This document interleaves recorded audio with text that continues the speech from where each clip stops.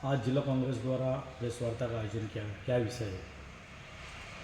आज मध्य प्रदेश के सभी जिला कांग्रेस अध्यक्षों के द्वारा पत्रकार वार्ता की जा रही है प्रदेश कांग्रेस के निर्देश पर। इस पत्रकार वार्ता का मुख्य उद्देश्य है, मुख्य जो मुद्दे हैं वो जनता तक पहुंचाना है। आप सभी को मालूम है कि राम मंदिर में अयोध्या में लोगों के द्वारा जो राशि दान की गई, भगवान राम हमारे आराध्य हैं, हमारे पूजनीय हैं। भारतीय जनता पार्टी की सरकार इतनी लापरवाह हो गई है कि भगवान राम के मंदिर में चोरी हो गई। जब राम मंदिर के भूमि पूजन की बात आई तो देश के प्रधानमंत्री ने श्रेय लिया और भूमि पूजन किया। राम मंदिर के निर्माण की बात आई, जो लाखों करोड़ों लोगों की आस्था का केंद्र है, प्रधानमंत्री जी उसका श्रेय लेने में लग गए। जब वहां का ध्वजारोहण हुआ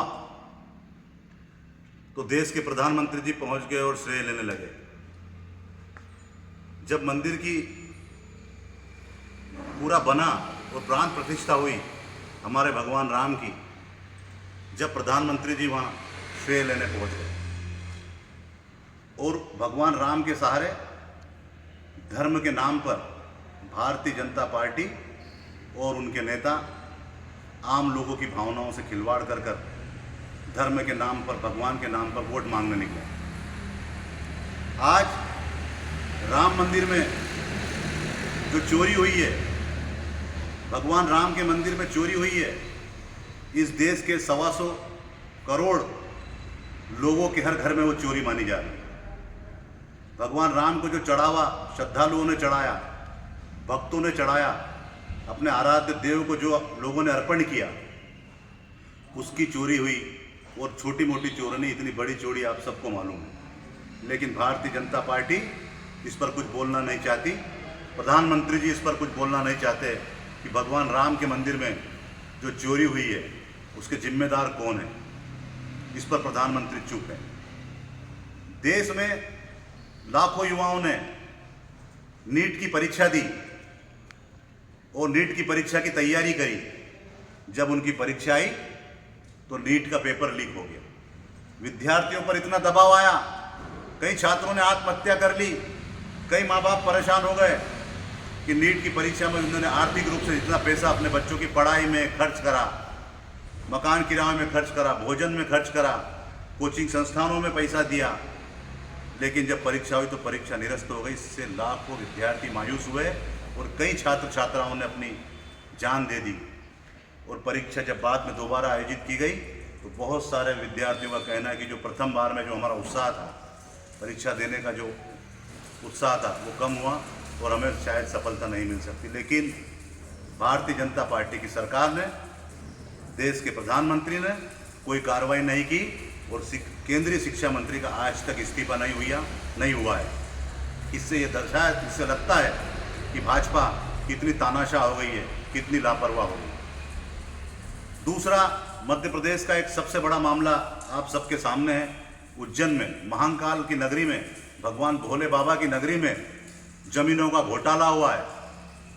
प्रदेश के मुखिया के परिवारों के नाम पर, मुख्यमंत्री के परिवारों के नाम पर, देश के सबसे प्रमाणित और प्रतिष्ठित अखबार में जब ये घोटाला प्रकाशित हुआ तो ये सामने, जनता के सामने आया। ये हम नहीं कह रहे हैं, ये अखबार की न्यूज़ है कि उज्जैन में भगवान महाकाल की नगरी में मुख्यमंत्री के द्वारा किस प्रकार या उनके परिवार के द्वारा उज्जैन में जो घोटाला हुआ है, उस पर मध्य प्रदेश की सरकार के कोई भी मंत्री जवाब देने को तैयार नहीं है।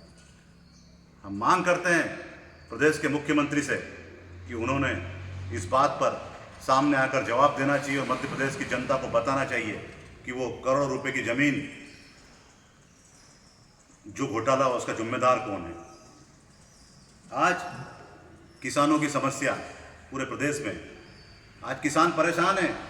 किसानों को खाद नहीं मिल रहा, किसानों को बिजली नहीं मिल रही, किसानों को समय पर अपनी उपज बोने के लिए खाद नहीं मिल रहा।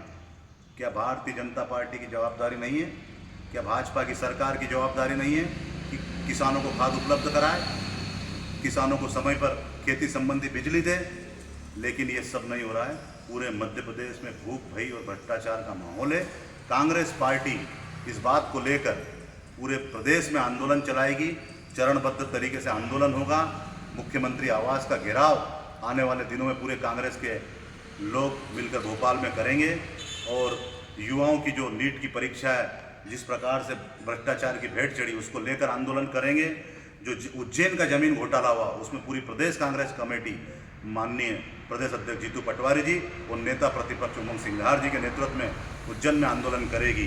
किसानों की समस्याओं को लेकर चरणबद्ध तरीके से कांग्रेस पार्टी आंदोलन करेगी।